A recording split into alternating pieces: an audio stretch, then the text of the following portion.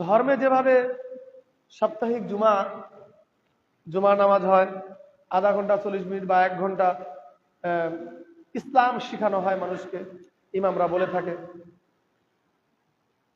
আবার ওয়াজ মাহফিল হয়, সেখানেও 2-4 ঘন্টা আমরা ধর্মীয় কথা শুনি, শিখি। এই যে একটা সুন্দর সিস্টেম, খেয়াল করুন তো, একটা জিনিসই ভাবেন, বাকিগুলো বাদ দেন, আপাতত এই যে সুন্দর একটা শিক্ষার সিস্টেম আমার ধর্মে আছে, এই সিস্টেমটা কিন্তু অন্য কোনো ধর্মে নাই। তো এই দিক সর্বদিক বিবেচনা করলে দেখা যায় এত সুন্দর একটা ধর্ম যিনি ধারাবাহিকভাবে অধিক পরিশ্রম করে, অনেক মার খেয়ে, অনেক রক্ত ঝরিয়ে ধর্মটা আমাদেরকে দিয়ে গেছে, তাহলে আমাদের কি উচিত নয় তার প্রতি দরুদ পাঠ করা? আল্লাহ তার উপর রহম করুক, তিনি এত শ্রম দিয়েছেন।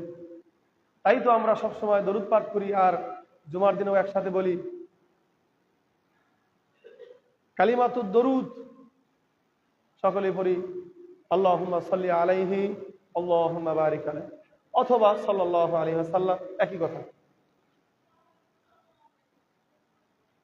রাসূল সাল্লাল্লাহু আলাইহি ওয়াসাল্লাম বলেছেন, মান সাল্লা আলাইয়া ওয়াহিদাতান সাল্লাল্লাহু আলাইহি ওয়াসাল্লাম, কেউ যদি আমার প্রতি একবার দরুদ পাঠ করে, ব্যাস একবার, কথা থেকে খেয়াল করেন, কেউ যদি আমার প্রতি একবার দরুদ পাঠ করে, আল্লাহ তাআলা তার প্রতি 10 বার রহমত নাজিল করে। সুবহানাল্লাহ। তো 10 বার আল্লাহ তাআলা রহমত নাজিল করলো, আল্লাহর কিছু আসে যায় না, কিছু কমবে না। আবার আমরা যদি একবার দরুদ পাঠ করি, তাতে আমাদের কিছু আসে যায় না, ব্যাস মুখ দিয়ে একটু বলতে হবে সাল্লাল্লাহু আলাইহি সাল্লাম, অথবা দরুদ ইব্রাহিম যেটা আছে পুরোটাই পাঠ করবেন, কিছু আসে যায়, কাজের ফাঁকে কথাটা বলা যায়। কিন্তু আমরা রাসূলের দরুদ আল্লাহ বিল্লাহ থেকে বহু দূরে, খুব দূরে।